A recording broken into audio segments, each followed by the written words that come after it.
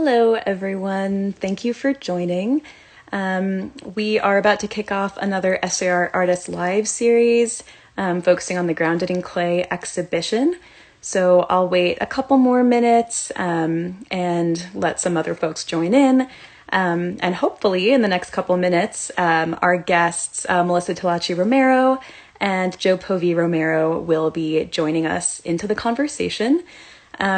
While we wait for them to join in, I can go ahead and introduce myself.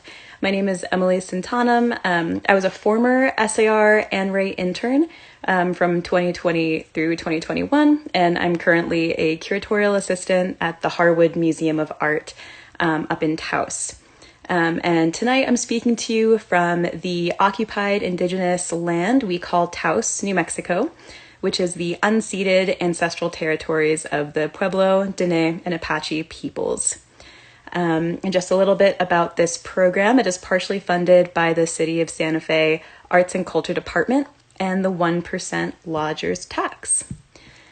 So this is an SAR Artist Live series. If any of you have tuned into these before, you might have caught Olivia's last segment, and that was focused on the Grounded in Clay exhibition, and this is carrying forward within that program. This is basically an opportunity for viewers to peek and jump behind the scenes and into the workspaces of many talented Indigenous artists. So as I said, this season we are focusing on the exhibition Grounded in Clay, the Spirit of Pueblo Pottery, which is an exhibition that was curated by the Native American communities it represents. This project gives authority and voice to the Pueblo Pottery Collective, which is a group of over 60 individuals coming from 21 different tribal communities, and each individual selected and wrote about pieces of pottery that were significant to them. And it looks like it's pending. It looks like they should be added in shortly. Go. Yeah, go in. No, that is not in. It's Povi and I. Too high. Hello. Hello. How are you? Good. How are you doing? Can you see us? Good. Thanks. Yes, we can see you guys. You could maybe tilt the camera a little lower. Yeah, they're trying to figure out how to make this work. Our thing actually broke, so. Oh my gosh, I am so sorry. It is always such a mess trying to use Instagram. Well, turn around guys, while you both get settled, I was just giving a little bit of an introduction about what this program is going to be about.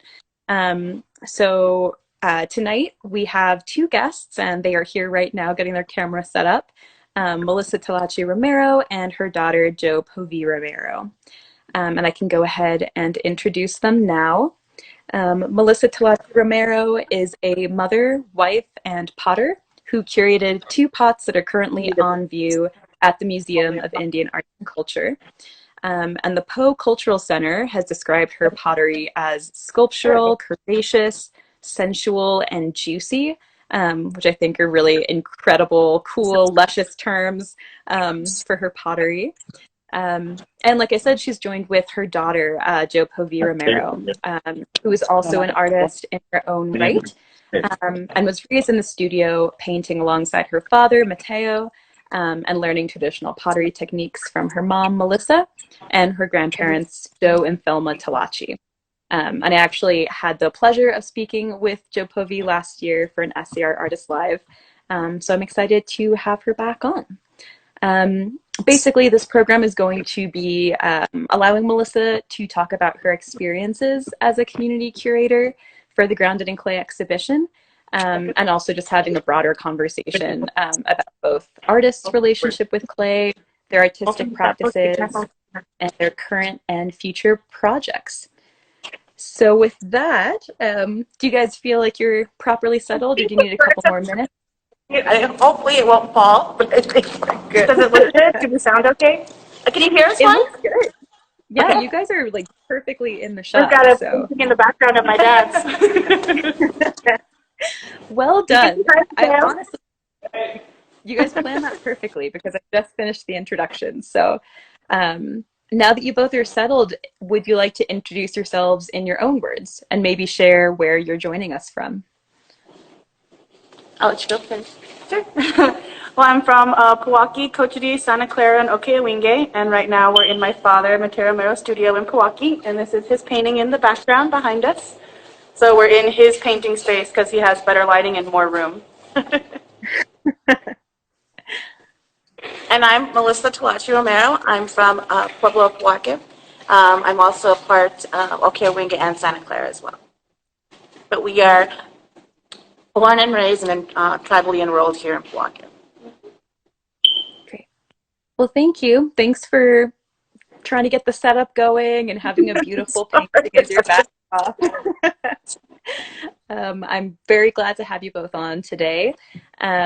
I guess first off, we could just sort of begin the conversation with each of you maybe sharing your first memory with clay. Jo Povi, I know you learned pottery making from your family, so I'm curious, what that first memory was like.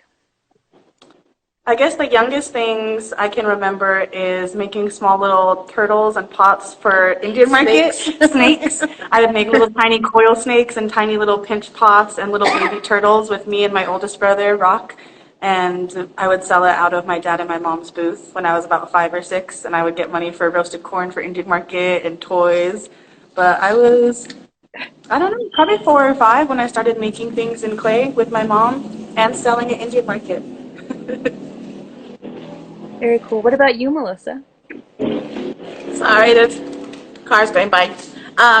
My earliest memories are literally of sitting around our kitchen table and watching my mom, my dad, my grandmother, my great-grandmother create pottery. And one of my stories is based on one of my first memories of working with my great.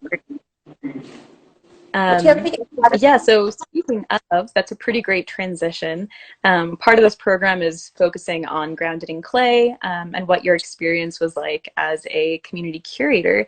So you said that one of the pieces you chose to curate and write about was based on family experiences and based on a personal connection you have with your great grandmother, Luteria Atencio.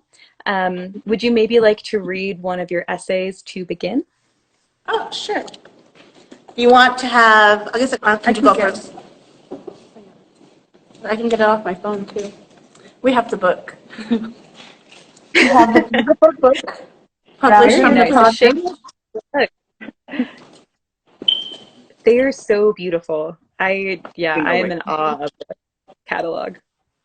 The catalog came out amazing. It really is just beautiful. And I love listening to all the stories or reading all the different stories that everybody had on it.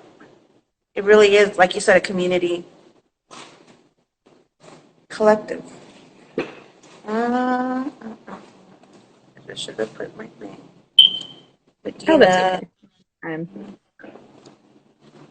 If I was flipping through it, I would just keep getting lost in other people's words and wanting to read them.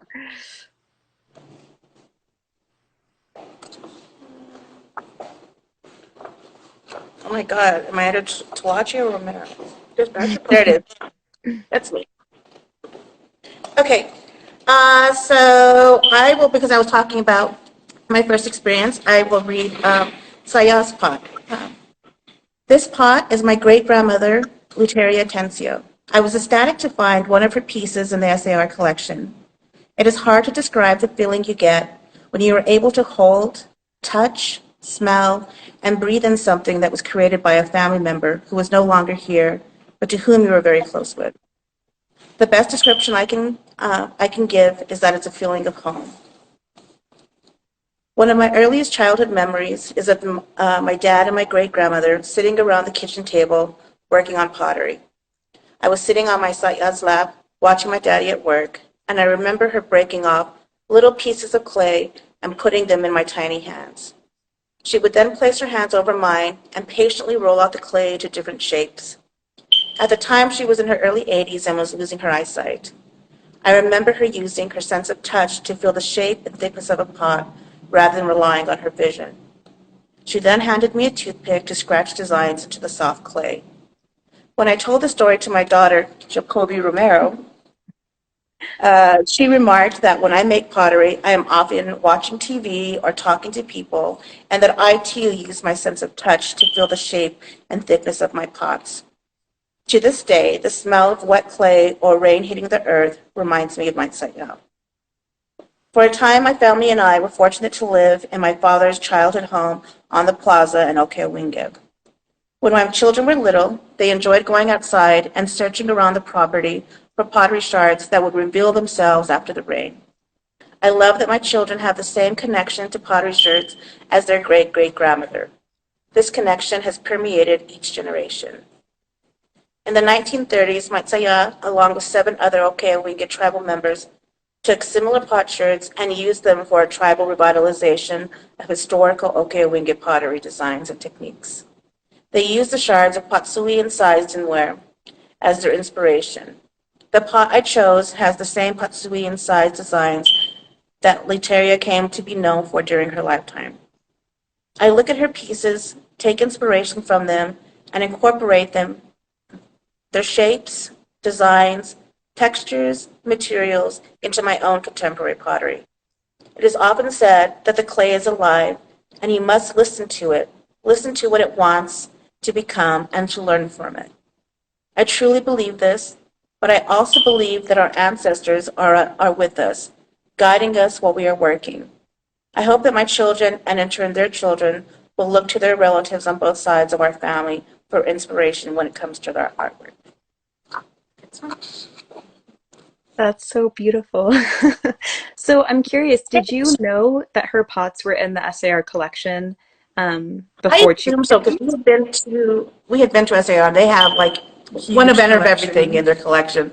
So I assumed that there would be one. I hadn't actually like gone through everything, but I have seen their collection before, and yes, it's an amazing collection of artwork. So yes. So what was that experience like when you were able to pick that piece? I'm not sure if you were able to go to the collection in person or if they sent images to you. No, no, What was that process? Mateo and I were able to go in, and they actually let us hold the pots. So it was wonderful to be able to look at this piece. I knew instantly that it was my grandmother's, my great great grandmother's, my great grandmother, and I was able to like hold it, and I did. I breathed it in, and just knowing that she created this, and that I was able to be here later on and hold it, and to be able to write about it, just have that connection with her. How do you think sort of knowing her pottery, knowing her style, knowing the way that she worked with clay, how do you think that influenced or it continues to influence you as a potter? I definitely take inspiration from her, from my grandmother, my mom and dad, and I just like to incorporate some of those designs into my own work.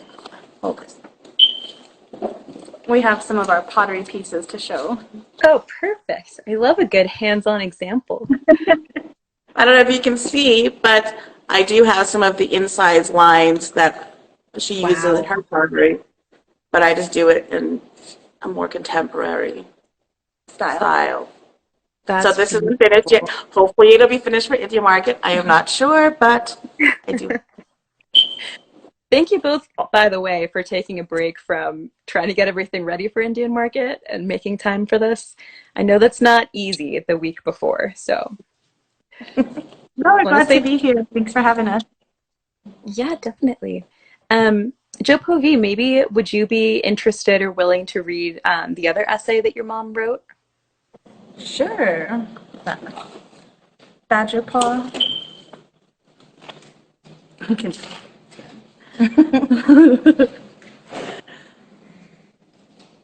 Badger paw. The oblique 6 a.m. light moves through my bathroom window at Ohkay Owingeh. As I awaken and begin to shower, I see lines of deer antlers bobbing outside the window. Hundreds of dancers, from oldest to youngest, line up and move rhythmically in unison to the pulsing cadence of the drums and singers. Low bass drum beats reverberate through the plaza as the dancers, dressed in white and wearing headdresses made of river reeds painted yellow with the green horizontal band, snake their way across the space. This house has been in my family for hundreds of years. The Department of Housing and Urban Development has renovated the property, which has thick, biomorphic adobe walls with sloping asymmetrical lines. The walls are so thick that a child has space enough to curl up in the window wells and sunbathe. That was you. That was me. An old cannonball is embedded in the wall footings. The ceilings are built from traditional wooden beams with thatch filling.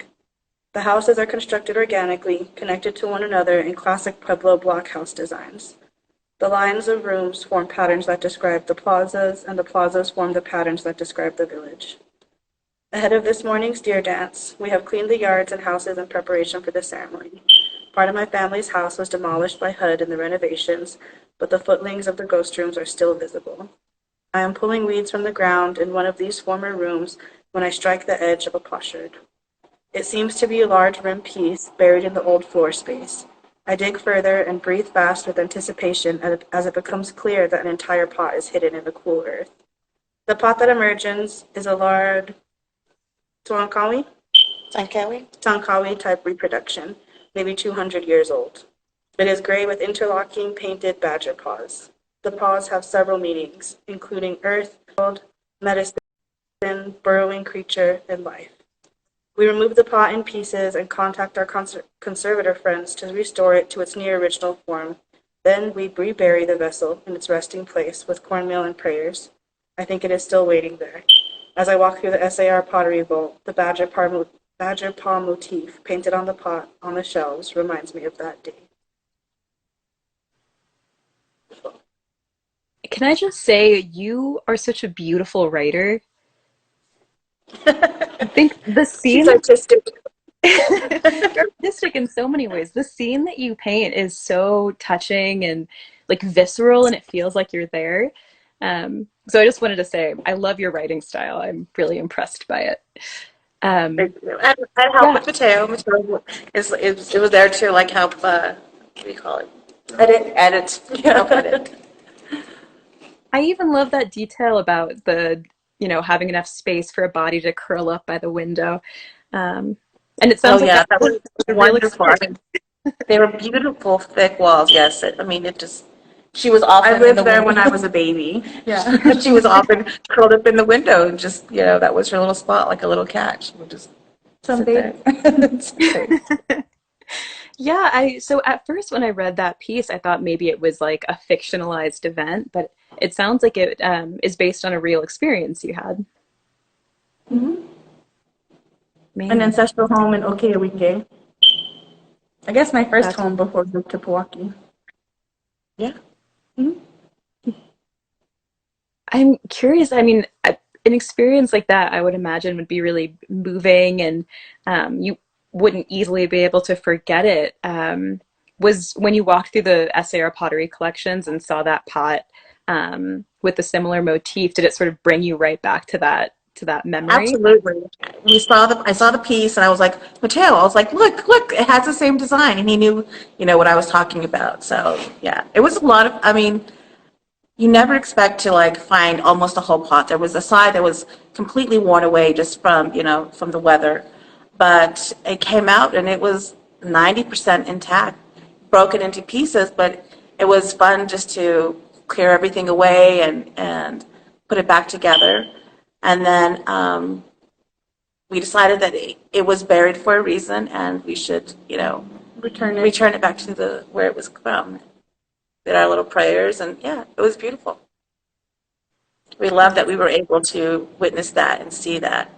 And it's the same with my kids when they were little, when it would rain, afterwards they'd go out and there was always potsherds around, the house. And it was like a little game to them to see what they could find or, look at what I found here, this one. So it was fun. It's Get a little definitely, competitive with each other.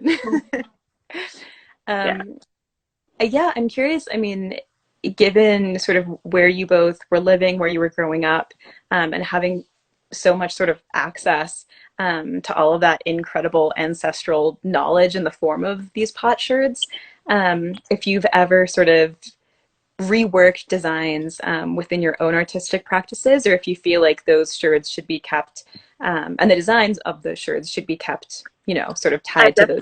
I've definitely taken inspiration from. I've seen them, and yeah, I've definitely used them. may have interpreted a little bit different, but yes, they're absolutely a source of inspiration. Yeah, definitely. Um, yeah, I just love that pot, the badger motif pot. I think it's so beautiful and interesting, and I can see why it grabbed you when you walked through SAR. Um, were there any other contenders when you were walking through the vaults? And I mean, there's hundreds and hundreds of pieces to choose There was from. a How did pot you for my mom and decide? dad. Right. Oh, grandma's And I know pot. one of those got selected, right? It did, so I felt really happy about that. And it was actually from another tribal member that wrote about it. Sam Katanak wrote about that piece. So yes, that was a strong contender. There were also pieces from my grandma, Petra Gutierrez, that were in the collection. But there was such a strong memory of finding that pot and having that that I thought that would be a good piece to write about. And then, of course, I just had to do my great grandmother. I loved the sort of synergy between those two pieces. I think they work so well together. Um, yeah, I was talking a little bit about your writing. I mean, what was that process like? It sounds like you had two very emotional stories to tell with these two different pots. How do you go about sort of like distilling a feeling into writing on the page? I feel like that's so much easier said than done. I think because they were experiences that were lived, it was easy for me to just put that down because I remember those Memories. the memories so vividly. Mateo's a better writer than I am, so he was like, "What if you use this word, or what if we do this?" Talk about dancers. But But you they're said all very before, much experiences that, and I think listening to Mateo, when Mateo talks about living in Ohkay Owingeh, those are definitely like words or phrases that he, tells collectors because that space definitely felt like a community. I mean, didn't matter. You walked out and there's, your neighbor is literally, their house is touching your house. It was a great experience, and I'm glad that, my kids were able to experience that as well, living in this old house. It was very tiny. We had to move, but yeah, it was a beautiful experience, and just having that connection with my great grandmother. Knowing that's where my dad grew up.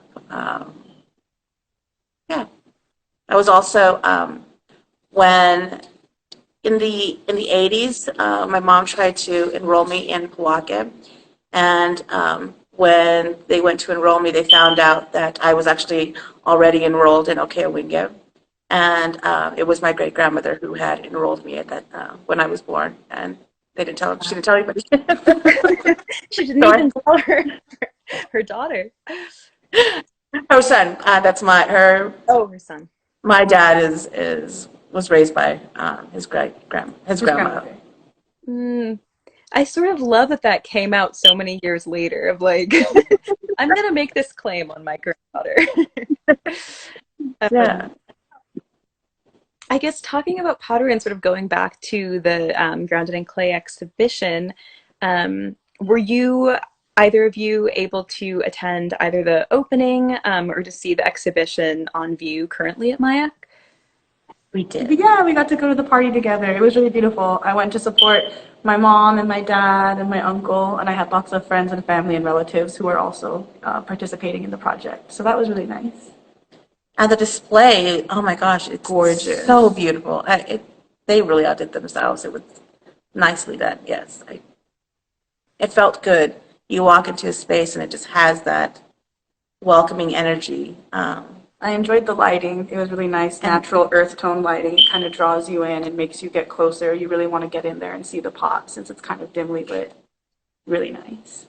And the quotes. I love the quotes throughout the exhibit too. Those are really beautiful. Oh, I did too. And all the different text they chose for the quotes to make it seem so like individualized. I really love those portions. Yeah, what was it like finally being able to like share space with so many of the people that you had been working with on Zoom and sort of interacting with in these virtual spaces, and then finally getting to sort of all be together in one setting at the opening. I feel like that's such an I just felt very amazing lucky to be included in such an event. I'm sorry, you're breaking up. I Oh, felt very fortunate that I was included. And it was wonderful to have tribal members from the Pueblo of Pojoaque, Mateo and his family, be in the book. So it was very much a family-related event. Yeah, it was great. It was a family affair. It was a family affair. Just like this SAR Artists Live. So at the sort of in between some of these conversations, you were talking about preparing for Indian market. And I'm curious sort of what you both are working on, what that process is like. And yeah, I mean, Jo Povi, you said that you've been sort of selling at Indian market since you were 4 or 5. So When I this is was a little. This is actually this is my first official booth in Swaya. So this past round was my first time applying for Indian market, and I got a booth. I'm sharing with my mom and dad, and I also got juried in for pottery and for photography. So I'll be selling both. And then me and my dad are also featured at a show as well at La Fonda, Native Futurism, and it's curated by my aunt Clara Romero. And then he also has a show at King Gallery. So we've got a few different things going on. We're all getting ready. how do you Yeah. not feel hectic and overwhelmed with all these projects going on? Oh, no, there's definitely. I was bred to this. I think every year it's always been like a rush, procrastination, Oh my setting up the gosh, booth. yes. I've known it ever since I was little, but this is my first official year having my own booth and being an official artist. So I'm excited for Swaya. Yeah, I mean, that's also, I mean, that's a lot of sort of disparate work to have to bring together with doing both pottery and photography and getting both sort of groups of work ready and ready to sell. Oh, it's So going that, down. Yeah. They're both so different, Ruby, but I open the door, enjoy I think it's one. it. I do Internet. like having, if I have problems in one or if I'm struggling with one, I can change mediums and be like, okay, let me take a break, let me step back, I'm going to go work on photography now. Or if I'm getting caught up in photo, I'm like, okay, time to go back to pottery and see what I can do.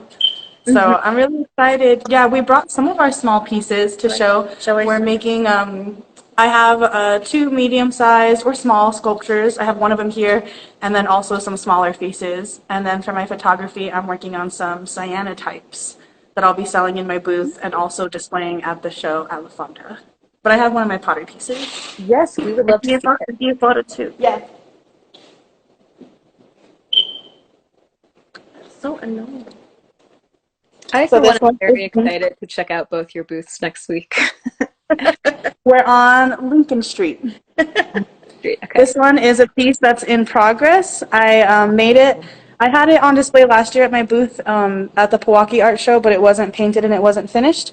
So it's currently in the process of getting painted and adding designs. And this will be ready to display at my booth for Indian Market this year. Oh my And it's a goodness. little vessel series, anthropomorphic vessel. And its little belly rests off the ground, and all of its weight is on its 4 little claws. You can probably see them a little bit. That is beautiful. It's also so delicate, the claws. It is. I definitely have been worried about chipping the claws before. So it rests on all 4 of them. It's very delicate, but it's still pretty sturdy. It's enough to hold its own weight.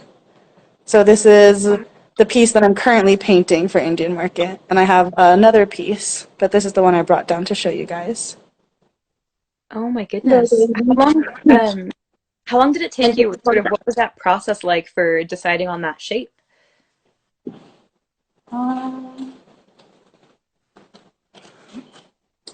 an anthropology minor, and when I was back out at Dartmouth, I took a few Native American studies and anthropology classes, and so that's always been an inspiration. I've always been looking at old membrace pottery designs, anthropomorphic vessels, pottery shapes, ceremonial vessels. So I was interested. I had a few pieces from inspiration from my anthropology classes, and I decided to take my own version of like an anthropomorphic ceremonial vessel. It is a vessel. It is hollow on the inside, so it's able to contain and hold liquid. Or the mouth is almost kind of like a spout, so you could hold something inside of it and have a cork, and it could pour out. It has technically a functional aspect. I don't know if it'll ever be used that way, but it could hold liquids or cornmeal or any kind of sacredness. It could be a vessel for something. So I really liked the anthropomorphic vessels and little effigy faces that were happening a lot in old ceramics and old pottery. So that's kind of the inspiration for that face specifically. And then the body, I just knew I wanted a vessel shape. Mm. So, Yeah, as a side note, I also studied anthropology, so I definitely appreciate that you're sort of reworking all of these things that sort of get stored in museum collections and don't always get to see the light of day or get to be reinterpreted. So that's yeah, really there's cool. so much inspiration. I was just sitting in class. There was a couple really nice pieces I saw, and I was like, you know what? I could do something with that, or I could rework it in my own image. So um, I have pieces in that series, and it's just the vessel series. So that one is my personal favorite. It's almost done painting, but we're getting there. It's really beautiful. On the little faces too. And then my mother and I also are working on some smaller faces. So I have those larger pieces, and then I have little tiny ones as well. Let me get closer. So this is like a little clay piece right now that's drying. Oh, And this will wow. just mount, and this will be able to hang on the wall. So I have a variety of sizes of sculptures, and these are the tinier Oh my ones, God. and this will just hang on a wall. That's So really this one's incredible. mine, and then my mom has some really good ones. Her eyes are so cute. And this one's mine. She's got headphones with Pueblo bangs. Feels like she has some sass going on. I'm getting some of that. She's It's cool. from bangs. She's got the Pueblo girl baying. It's the Yeah. baying. Those are so cool. How did you both decide to do smaller effigies and sort of do them in your own styles? We were running out of time for Indian market, to be completely honest. And we didn't have enough time to make larger pots and larger sculptures. So my mom had her previous pot, I had my previous sculpture, but to make something that large takes weeks, and then it takes a couple weeks to dry, and then you have to fire it. So time-wise, these are currently drying, and we're going to paint them and fire them. So we have just enough time to make smaller figures and smaller little heads to be able to fire in time for Indian market, because it's literally next week. We got Wow. like something like 10 days. So time constraints, yeah, less than 10 days, but the time constraints, it's easy to make smaller pieces, but they dry faster, and then we're able to finish them into production. If we did something too large, it could have still been drying, and we never even got to fire it or show it for Indian market. So the time crunch. The time crunch sort of Yep. forced you guys to do something different and do something, yeah, do something exciting. Yeah, I would have Um, done a larger sculpture if I had time, but now we're doing some faces. So I know Indian market's the big thing on the horizon, and maybe you're not able to like see beyond next week. But I'm curious maybe what you both are looking forward to in the coming future, especially after Grounded in Clay is finally up. Indian market happening next week. But are there any sort of projects or even, spending time with family, sort of pastimes that you are looking forward to for coming fall? K-pop concerts. That's our new thing. What My did you mom say? and brothers are obsessed with hip hop. K-pop. K-pop concerts. Oh. That's why the little Are there girl with any the that headphones was my inspiration. We traveled to LA, Chicago, Phoenix. We've been all over the US for K-pop concerts. That's what my mom's looking forward That's so to. cool. Wow. Where's the next Um, concert gonna be? You figured it out? I think it's LA. Well, there's one that's happening literally during Indian market, and I was so sad that I couldn't make it. Oh But no. there's one in September in Phoenix, and then there's one that's not K-pop related, but we're going to go to ACL Festival, and that's in October. Oh, cool. Is that the one in Austin? Austin city limits? Okay. Austin City Limits. Yep. And That's then really I'm going to neat. be traveling back East Coast. So probably sometime in September after Indian Market, I'm going to travel East Coast for a couple months, make a new body of work, and I'm actually going to be focusing on my portfolio to apply for grad schools. So that's my biggest thing, and I have pretty much until December to finish my portfolio. So I'm giving myself 3 to 4 months to make a new series of sculptures. So the grind doesn't stop. After Indian Market, I'm going to jump back in the studio. I'm going to go to the East Coast, kind of isolate in New Hampshire. It's not so much distractions, not busy. My friends and family won't be there. So I'm just going to lock down for a few months, work on some new series, hoping to get 8 to 12 pieces made. Okay. I would have thought both of you would just be like, I'm going to sleep for most of fall after preparing for Indian market, but doesn't sound like that. So Um, our reward is traveling, so it's fine. Traveling, family time, good foods. That's what we're about. good food, K-pop. It's nice that all of you guys have similar, yeah, similar music taste. I feel like I don't share that in my family, so it's cool that you get to sort of go to concerts together. Oh, that's all we do. We're pretty close. Yeah. Yeah, We go to cons, like comic cons, conventions, and then we go to concerts And restaurants. Restaurants. That's Yeah. that's our love language. That's our vacation time. Concerts, cons, and food. and pottery for the sake of this And class. pottery, of course, the pottery. And art. Art always. That's really beautiful. I am very excited to see both of your booths at the Indian Market next week. You said you're on Lincoln Street? Yes, we're on Lincoln Street. I don't know. In my email, I know the specific number, but we're on Lincoln Street. Okay, very cool. Well, I will be sure to stop by and say hello. It looks like we have just passed our 30-minute mark, and I don't want to take up too much more of either of your time. But thank you for making the time and the space to chat about pottery and K-pop and all the things that you're working on today. Are there any other sort of plugs that either of you would like to make before we end down the program? Yeah, I had some cyanotypes. These are from my photography. They're taken from negative stills. I'm making them into cyanotypes, and this is the test version. It's not finished yet, but this is what I'll be showing at the show at La Fonda, Native Futurism, and that's going to be on the top floor of La Fonda during Indian Market Weekend, and my dad will also have a painting in the Native Futurism show. So, Ooh, yeah. it's going to be kind of hard, but this is one of my cyanotypes, and it features a model on horseback with a galaxy in the background. My model is Cami Jo White Clay. She attends IAI, and she's a Crow woman. And the idea for this piece is a diptych, so this is the negative and a positive. So I want to mirror image them, and I'll be having them face each other, but these are some of the cyanotypes that I'll be featuring in the show. Those are so beautiful. The detail's much better in person, but from afar I can tell it's looking kind of washed out. But there is more detail, there's more galaxy, more stars, and yeah, the two of them will be featured together facing each other. So they'll be flipped inwards facing. Wow. But that's currently it. So that's my latest project for my photography, and it'll be featured at the show. Also the same Indian Market Weekend. Have you worked in cyanotypes before, or is this one of your first sort of No, it's my first time. Yeah, it's my first time doing alternative film process. So since leaving Dartmouth, I don't have studio access anymore. So my Aunt Clara recommended I go talk to people at the Santa Fe Community College because they have the biggest darkroom in New Mexico, and I paid to audit a class. And I just got access to the darkroom, and I audited an alternative processes photography class in the darkroom. So I got to work with my own black and white film, and then do a little bit of dabbling in cyanotypes and argyrotypes, but I really enjoyed the cyanotypes. So I decided I would make a new series and unveil the diptych for Indian Market. But it's my first time. I'm excited about it.